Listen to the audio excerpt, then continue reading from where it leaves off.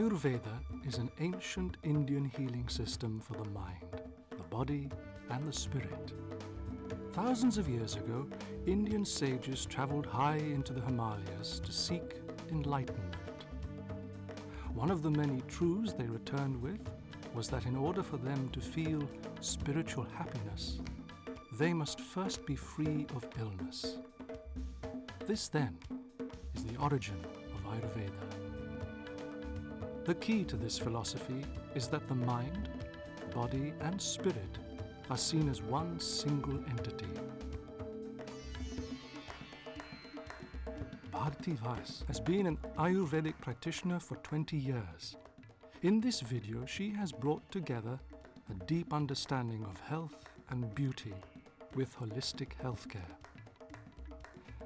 She is renowned not only for her wonderful touch, but also for a comprehensive understanding of the physical, psychological, and social aspects of our lives today. Her earliest memories of Ayurveda were with her mother and father. I was one of those tomboys with 6 brothers, forever falling down and bruised my knees and everything. First thing my father would straight away say, "What are you crying for?" And he would put straight away the turmeric powder on that one and just clean that wound for me. And believe you me, it would really heal in few days and you forget about anything. This is something, I remember when I was younger, like if you have a cough and cold and nasty thing, the first thing my father would say, give her the turmeric milk with honey in it. And I hated honey. Really, I hated honey. But he would actually make us drink that milk first thing in the morning. Another thing I remember, that he would have a mixture of herbs, which I know now is called trifla. Whenever you get a cold or cough or anything like that, mix that with honey, and we had to lick it. And at that age, you hate. You don't want your father to know that you are not well. With Ayurveda, acupuncture, homeopathy, all this treatment is where there's no side effects. If it's not doing you good, it will not do you harm. And another thing with these systems is working with the body rather than giving you a chemical which will always have a side effect somewhere else. I'm not against the Western medicine, don't get me wrong. But if you are not ill, where you do need to go and have a surgery, you should avoid to getting to that stage. Prevention is better than cure. My message to everybody is, when they come to me, it's due to the stresses, what imbalances are going to happen, I can help that. If you have a headache, the first thing my mother would do for me is give me a good head massage. And how she would sort of see and really rub the oil and see to my neck. And of course, after that, you haven't got a headache. Or I was a very bad case of acne when I was younger, that how she made the few things ready with the gram flour or chickpea flour, ready for me to give myself a regular therapy, which actually helped to get rid of those marks also on me. And also, like the all over the body. And I remember this distinctly, her telling me that if you have got this acne problem, it is not just the face. You have to look at your body as a whole. And she would really get this thing ready on Sunday morning for me to give myself a massage all over the body. Whatever I'm talking here is something, as a child I have done it. So happened I became a therapist. And very much started putting my own knowledge and also learning about the skin and what connection the skin has with the internal body. And also knowing, particularly in my case, my interest was also acupuncture and how acupressure points, which is again something I think the World Health Organization also have accepted that you can bring about a change via acupressure. Those are the simple, really knowledge I'm applying to the therapy. I've never claimed I'm a doctor. I've never claimed that I'm an Ayurvedic doctor. I'm always saying that I am practicing the principles of all these things which has influenced my own life. This video is intended to give you a basic insight into Ayurveda as practiced by Bharti. Inevitably, as you start to feel the benefits, you will want to know more. A range of books, websites and videos are available which will help you to complete your understanding of Ayurveda. But for now, let's begin. First, you must decide your Ayurvedic type. Your type is governed by your dosha, and your dosha in return determines your physical characteristics and what kind of illness you may be prone to. First of all, let's find out which dosha you are. Air type, Vata. You are energetic and unpredictable. You are naturally slender and very tall or very short. You eat quickly and enjoy your food, but have digestive, sleeping and skin problems if you overload yourself. Dynamic and inspirational. You eat sensibly and burn off calories efficiently. You are of medium build and height with smooth skin. You are active but prefer to use your head, not your body. You are a natural leader, but if you overdo it, you can become critical and your skin can flare up. Earth type, Kapha.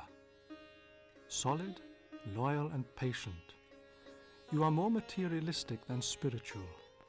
You can put on weight easily, your skin can be oily, and your hair is thick and strong. You can be reliable in a crisis, but when out of balance, your laid-back nature can make you sluggish. It is possible for you to be a combination type. Some people are double types, which is characterized by two doshas in high proportions. Now we know what your dosha is, we can look at things you can do on a daily basis, which will help to keep the balance of your doshas and therefore help to maintain good health. First, let's look at some basic yoga exercises. Find somewhere warm and quiet to do your exercise. Yoga should be done on an empty stomach and performed on the floor. Remove your glasses, jewelry, and wear light, unrestricting clothing. When performing these or any other yoga exercise, concentrate on breathing. Clear your mind and stop if it becomes painful or difficult. Right, Ellie, we are going to do a sun salutation exercise, which is excellent because it does your whole body. It will see to your tendon and you'll see you'll almost walk taller. Let's start together, okay? Legs a little bit apart, stomach in, relax your shoulders, close your eyes, relax for a few minutes. Put your hands in a prayer position. Close your eyes. Blank your mind. Swing your arms, take them on the top, and stretch as if you're pulling yourself or somebody's pulling you from the top.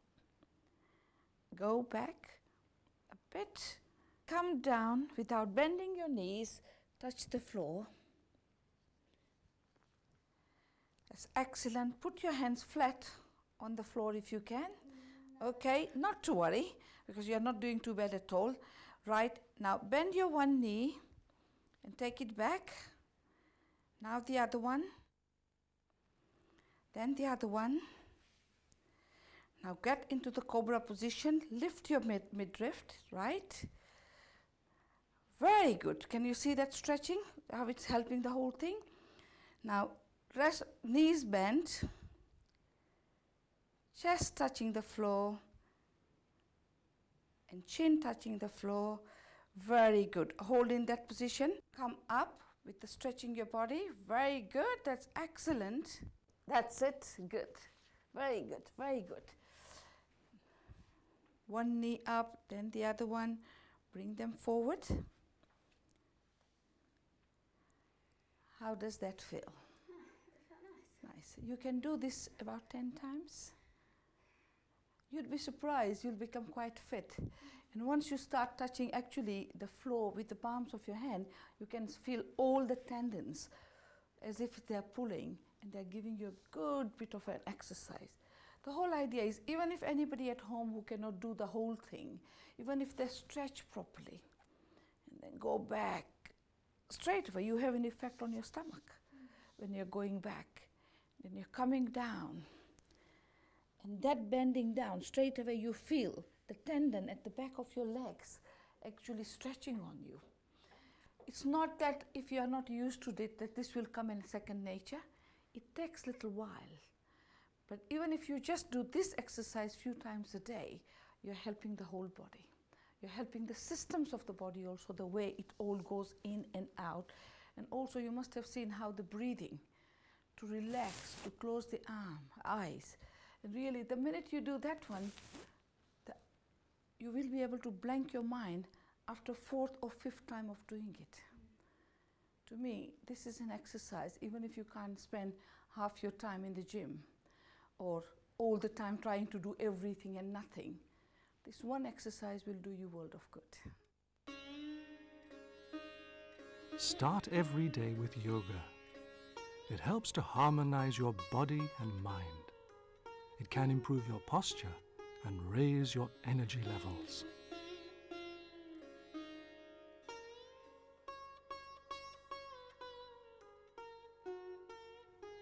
Ayurvedic self-massage is called Abhyanga and is an excellent way to provide the body with nourishment and vitality. By moving energies around your body, a daily massage will leave you feeling invigorated and balanced. It also helps to keep toxins at a low level and will give you overall good health. Ali, what I'll do is I'll show you a friction massage. When we were doing the consultation, remember we talked about giving yourself an oiling with a friction massage. So let me show you exactly what to do. It's very easy. And particularly your tendencies are vata, so you should do with the lightest possible touch. So don't go deep touch. And really speaking, if you do this one once every alternate days or once a week, that will do you world of good. That way the whole skin is also oiled and the nerve ending at the peripheral level is activated. So let me show it to you. All you need is the oil in your hand first. You go around the knees and you do 3 strokes in the area and then you move up. So you go right the way in the thigh, top of the thighs,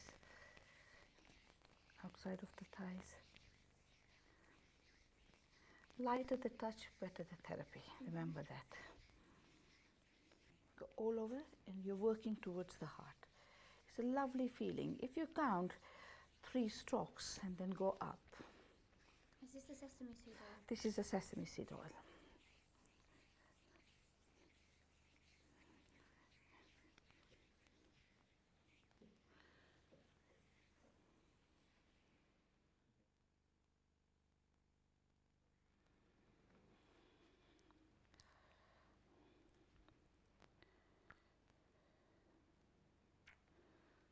Rub them together. Yes.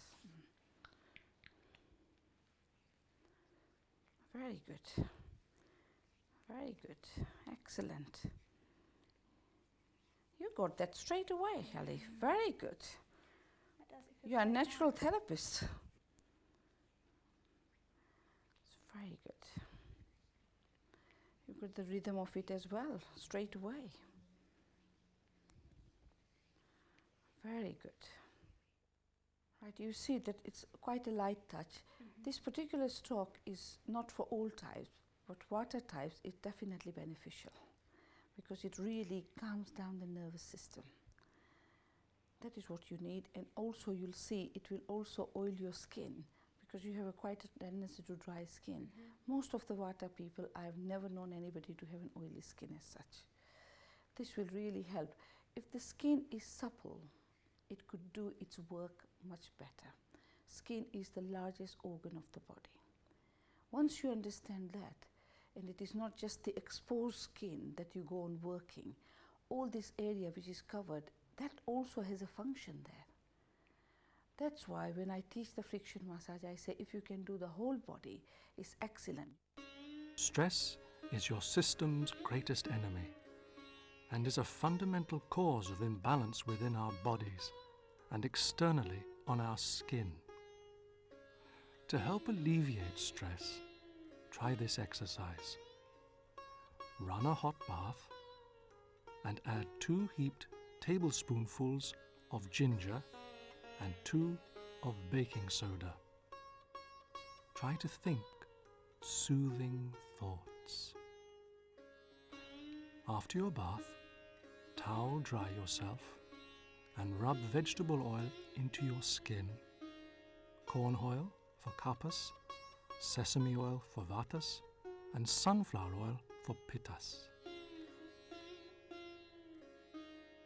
Self-facial massage is an invaluable beauty tool. Massage tones your skin and, importantly, it helps relaxation and internal balance. You can even delay the signs of aging. Face massage can be wonderful for relieving congestions and toning facial muscles. It is also excellent for all dosha types. So find somewhere warm and quiet and try this exercise. Pinch areas around the face, such as the temples, to encourage lymph drainage. A light stroking action with your palms will have a magnetic healing effect and help to correct imbalances. And finally, make small circular movements with your fingers to stimulate nerves. You can make a healing mask for skin which has blemishes or is red and angry by taking 2 teaspoons of honey and mixing it in a 1/4 teaspoon of fine sea salt and 1 teaspoon of turmeric. Mix the ingredients to make a thick paste and apply to any blemishes. Leave for 30 minutes and then rinse off. Take 2 teaspoons of the juice of a grated cucumber and 1 teaspoon of powdered milk. Mix into a paste and apply to the upper and lower eyelids. Leave for 10 minutes and wipe off with moist cotton wool. Take 1/2 teaspoon of flour, 1/2 teaspoon of honey and a pinch of salt and a few drops of lemon juice. Mix into a thick paste and cover your nose with it, overlapping at the cheeks. Leave for 10 minutes. Most of us have lost the art of breathing correctly. We only use 1/10 of our lung capacity, and in today's increasingly stressful world, this can be dangerous. Poor breathing can lead to headaches, a lack of concentration, and tiredness. If you suffer from asthma, bronchitis, or sinus problems, try this exercise to alleviate the symptoms. Breathe in deeply from your abdomen, which will expand to your ribcage and up to your collarbone. Breathe out, feeling yourself exhale. Give your abdomen a gentle push to help clear the breath from the very bottom of your lungs. Breathe in again to a slow count of 4.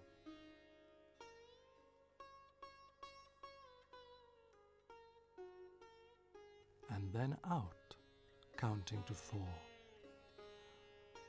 As you become more experienced in this breathing, you can increase the length of hold to 8 seconds.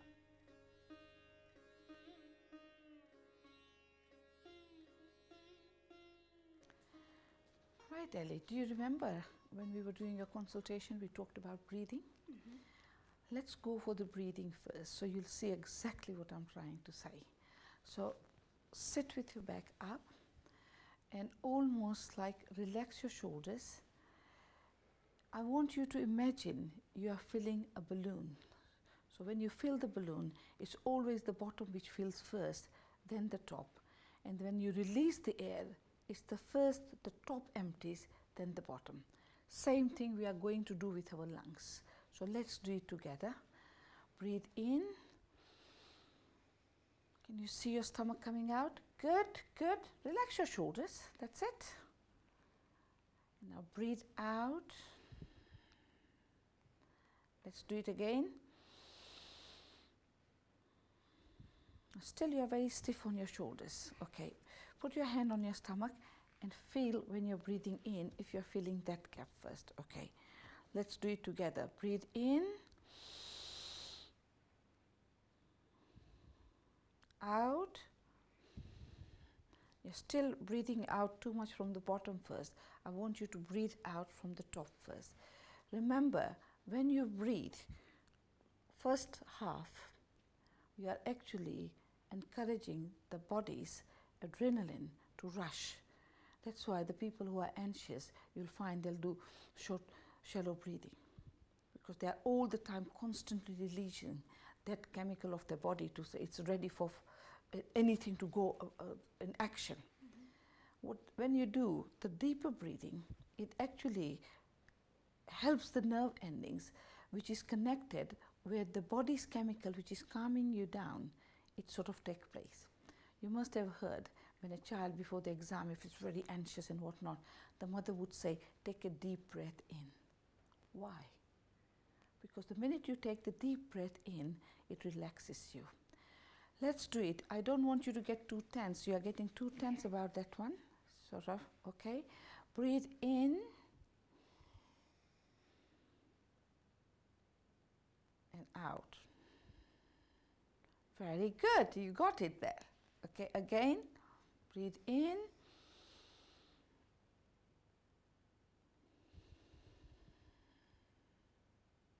Very good. In.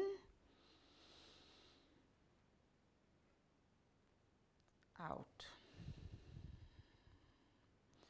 Still in your case, you're a little bit tense. That's why your shoulders are going up. Your shoulders don't need to go up. Let's do it together once more time. Put your hand on the stomach so you'll know. Breathe in. Out. Very good. You've done it. Remember at your consultation I did say you doing the breathing exercise. Another one we talked about is alternate nostril breathing.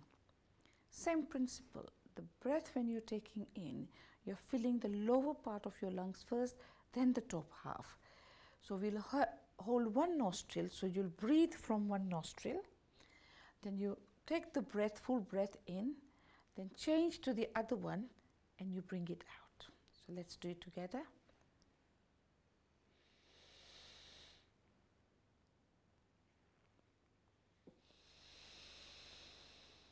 Breathe out. Breathe in. Breathe out. Breathe in.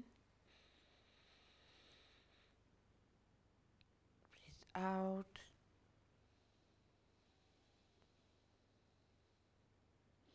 If you do this for about 10 or 15 minutes, even before you're doing your meditation, it helps you to empty your mind as well. And it really balances both lobes of your brain. So the breathing exercise, I think it's something you can do it anytime. You don't need a special time to go anywhere. But before meditation, few of this breathing exercise relaxes your body completely and your mind completely. So I personally think, do you find this difficult? No. It's quite I find it easy. quite relaxing, Did you yeah. know how to do this before? No. No? I wouldn't even have dreamt about it. Did you know about the deeper breathing and the relieving of the actual relaxing hormones in the body? So I think this is what is needed now, is really to say you can do it. But you can only do it when you know what to do it, isn't it? So hopefully, you know, this will actually encourage you that even when you are seeing anybody to say if they are anxious, you can say, right, not to worry, I know what to do, and teach them. Put the hand, and then you straight away see that actually stomach comes up, and when you're breathing out, you can actually feel then goes in. It's quite easy once you know, once you'll practice. The whole idea of any video like this, it's yes, you have learned it, but you can actually give that knowledge to many other people. Meditation is a tool to make us aware of the peace within us. It's a place where the outside world can't reach us.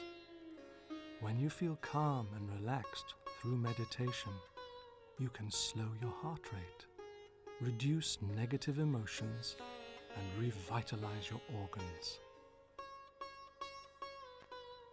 Find a quiet, naturally lit place to meditate.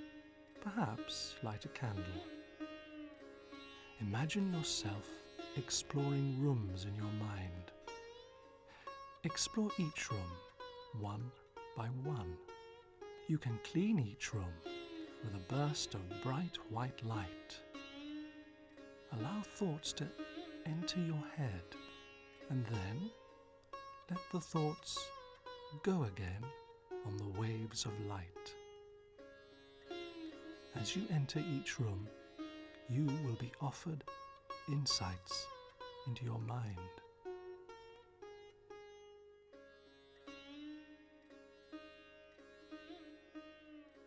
Right, Ellie, you had the whole day at clinic today. How does it feel? I feel very relaxed. Relaxed, isn't it? Let me show you the last part of it, the mantra meditation. Mantra meditation is a wonderful way of blanking really anything else in your mind. Because the minute you make a sound, automatically your senses will straight away send the message, and they'll be paying more concentration on what sound you are making. You've heard of the word Om, have you? I have. Okay, let's do the Om together. Remember the breathing, what we say, to breathe when you feel the lower lungs first before you feel the top half. Yeah. So do your breathing when you're saying the word Om, and then when you're relaxing it, breathe out. I would want you to put your hands on the side so all the energy flows are right. Let's do it together. Okay. Om.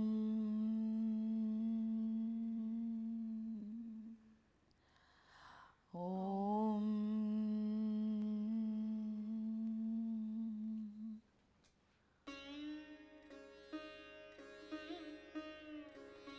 Our hair has the power to lift or depress our spirits.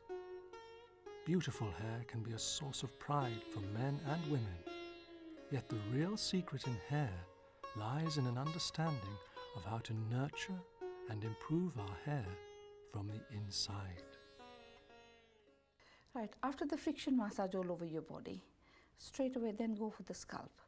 This is the routine what I'm trying to teach you. If you do it once a week before you go and have your relaxing bath, that is from top to toe, you would have really helped your system quite a bit. Okay, now to find the seat of bliss, the best way is put the 10 fingers from your forehead where the thumb ends. That's where the seat of bliss is. This is where prana, which is mean life, is gone into your body. It's a very, very important part to massage it. The best thing is apply the oil on that area and then massage it. How does it feel?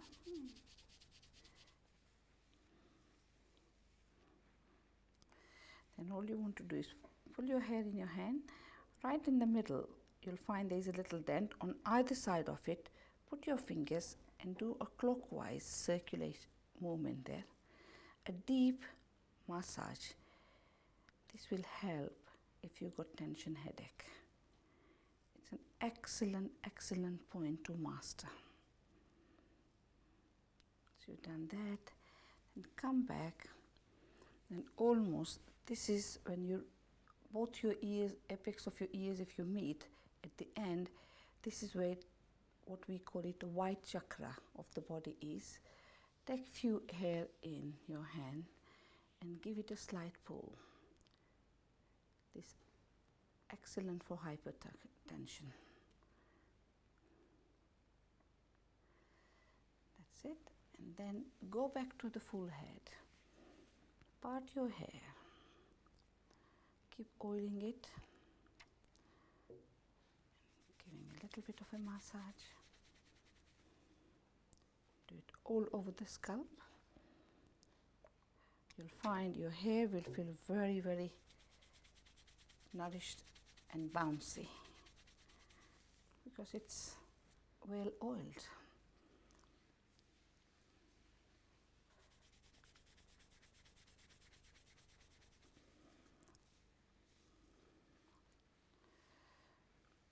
And you do the same thing on the other side.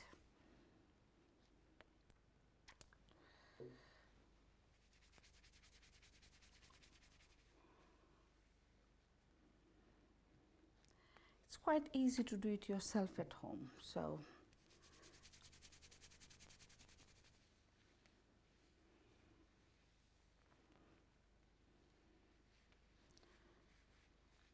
get the hold of your hands in your hand, give a nice pull.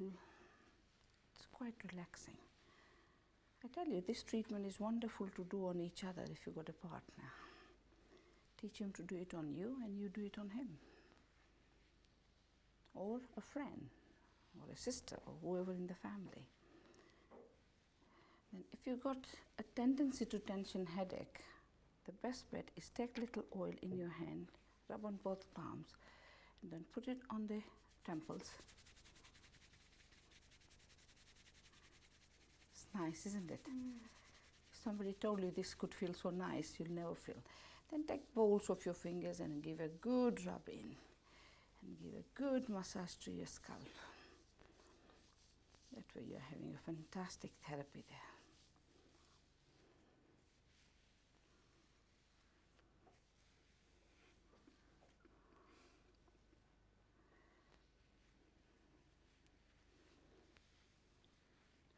You've got quite fine hair, haven't you?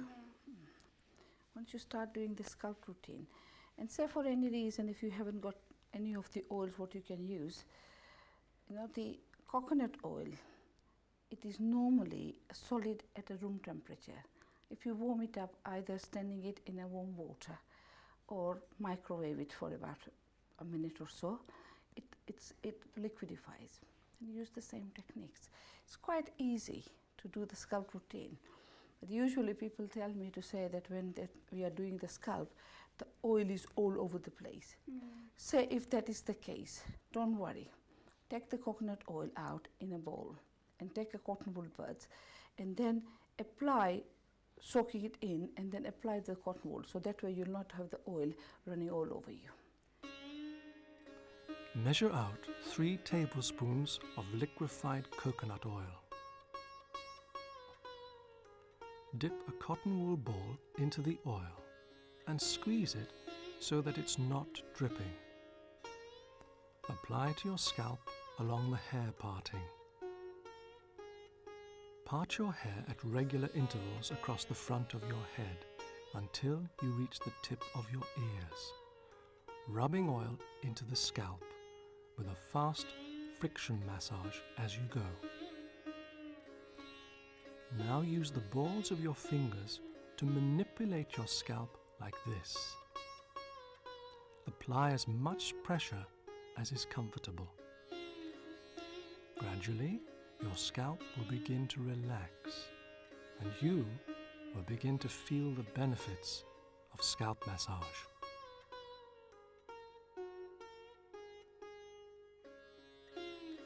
Ayurveda is as complex or as simple as you wish to make it. But if you begin to understand and enjoy some of the treatments and therapies shown in this video, you will soon be able to practice more advanced Ayurveda. And with that, you will begin to benefit from the experience of the wisdom of the sages. Once you understand your constitution, you will be able to connect with your body and use some of the techniques in this video to help balance your body.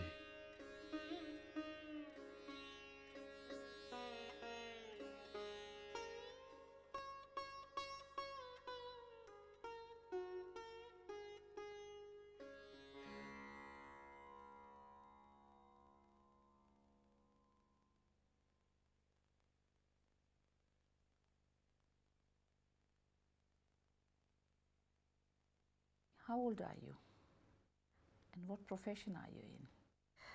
Are you in any form of medication? Do you smoke? Do you suffer from stress? Which areas of your life do you find most stressful? Now, to really establish your dosha, which is a constitution of your body, I have to ask you a few questions and answer me, and from that we will actually work out what is your constitution or what is your dosha. The first question is very much on a physical assessment. A, I am slim and fine bone with only soft muscular definition. B, I'm medium physique with fairly good muscular development. And C, I am of large build, prone to roundness and gain weight easily.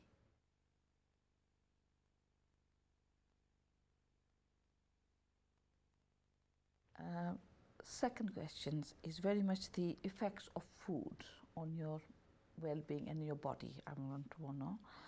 A, I can eat what I want without having to worry about putting on weight. B, I gain weight if I eat too much but can lose it easily also.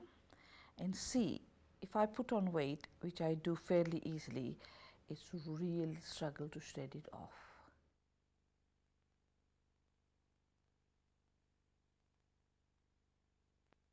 The next question is very much on the skin, because skin says a lot about you as well. A, my skin is cool, rough and prone to being quite dry in places. B, my skin is warm and prone to oiliness. And C, my skin is smooth, cool to the touch and hardly ever dry.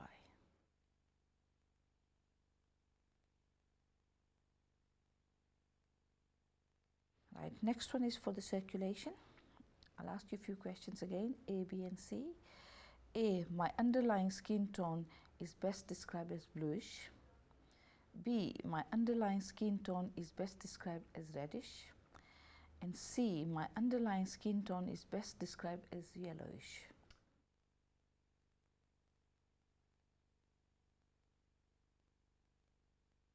Next one is very much your skin condition. A, my skin is prone to dehydration and dryness, especially when it is cold outside. I suffer rashes and inflammation and sometimes burn. C, I sometimes suffer from whiteheads and blackheads.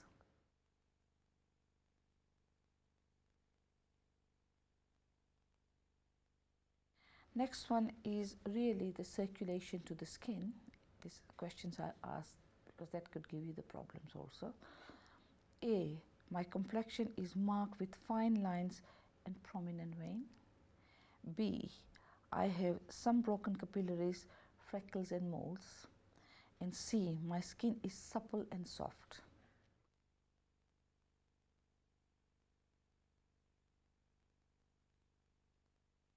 The next one is for hair.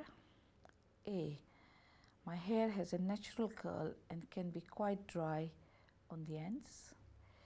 B, my hair is fairly straight and fine.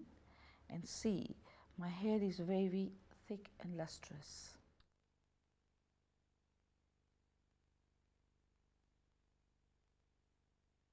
Now next one is the eyes. A, my eyes are small and pale and dark brown, grey or slate blue. B, my eyes are bright blue, light brown, lustrous and bright. And C, my eyes are large, liquidic and brown.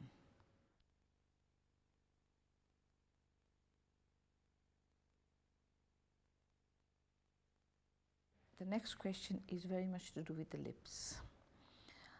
A, my lips are dry and quite slender. B, I have fairly average soft red lips. And C, my lips are firm, large and quite plump.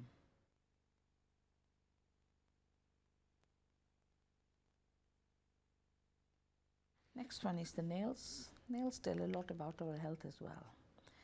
A, my fingernails are quite dry, brittle and can be rough. B, I have soft pink fingernails but don't split often.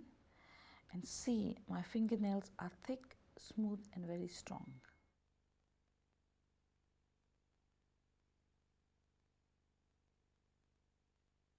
The next one is physical tendencies. Weather is the first thing which has an influence on our well-being also. I'll ask you 3 questions. The first, A, I prefer warm weather to cold. B, I prefer cold weather and particularly enjoy cold foods like ice cream and ice cold drinks. C, I enjoy most climates but prefer warmer weather.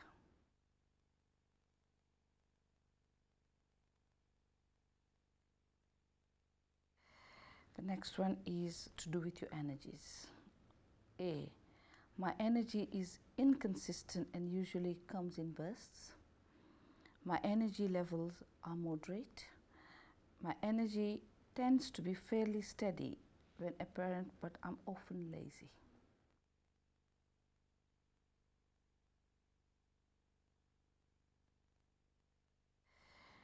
The next question is very much how your stamina is. A, I'm active but I lose strength quickly. B, I enjoy physical activities and sweat easily. And C, I have good endurance but I'm naturally lethargic.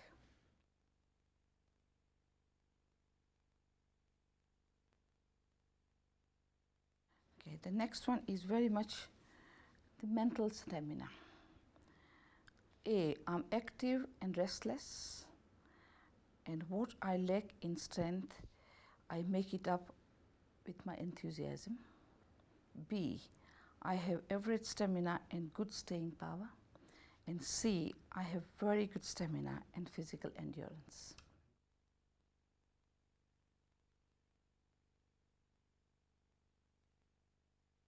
This next one is very much to do with the sleep, because sleep is very important for us also. And your constituency will have a lot to say about the way you sleep. A, I do not usually require much sleep and sleep lightly.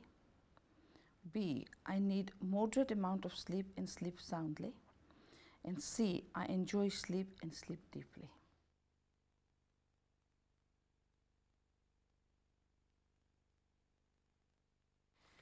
The next is to do with the speech. A, I am talkative and tend to talk quite fast. B, I have fairly confident voice and be an assertive speaker. And C, I have gentle voice and talk fairly slowly.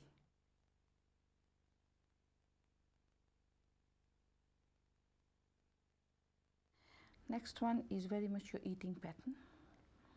My appetite is irregular. I eat what I want when I want it. B, I have a good appetite and tend to eat regularly. And C, I eat fairly slowly, enjoy food and have a consistently good appetite.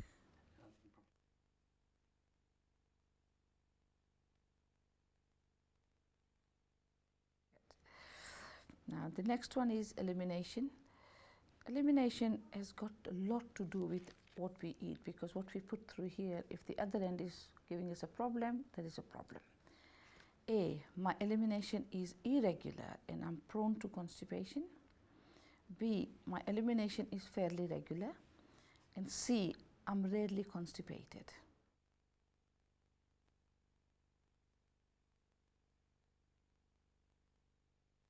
The next one is very much the consistency of the stool, because that tells also a lot about how our digestive system is working. A, I alternate between dry and loose stool. B, I have soft stool that tend to be loose. And C, food moves through me slowly.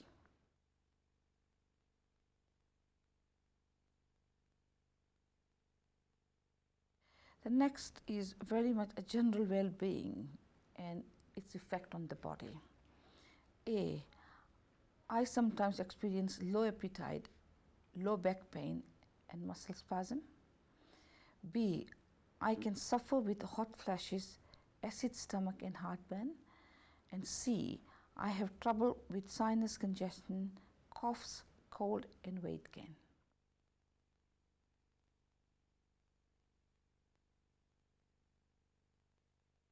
The next one is the temperamental assessment.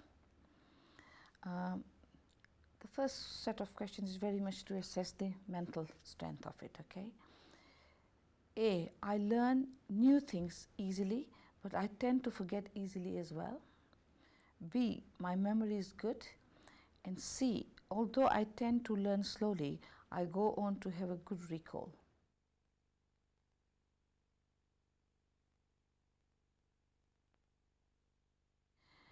Now, the second one is very much to do with your mental energy now. A, I tend to be enthusiastic and vivid and with active imagination.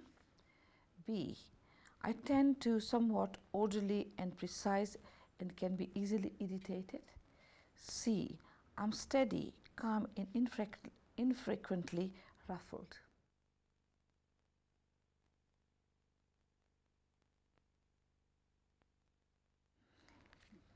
The next one is very much the effect of stress on you. A, when I'm stressed, I suffer anxiety attacks, insomnia and sometimes hysteria. B, under stress I can become jealous, hostile, frustrated and easy to anger. And C, if I'm under too much pressure, I become depressed, despondent and possessive.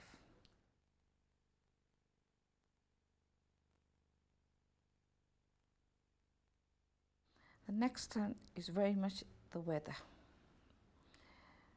I'm upset by winds and colds. B, heat and sun makes me edgy. C, when it is cold and damp, I feel miserable.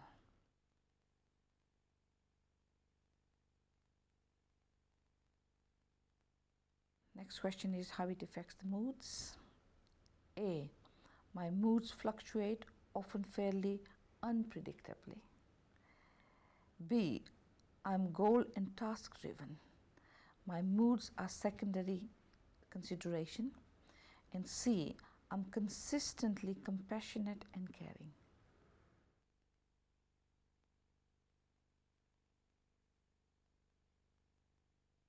The next question is very much the character one. I am creative and imaginative and I like to express myself. B, I'm perfectionist who likes to be organized and efficient. C, my thoughts and ideas are well organized and tend to be fairly tranquil.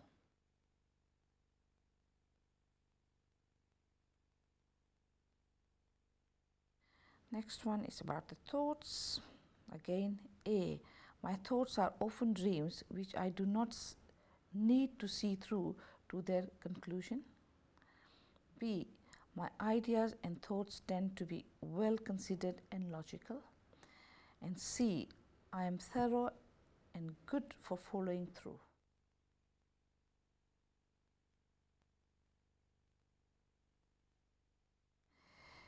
Next one is very much a lifestyle.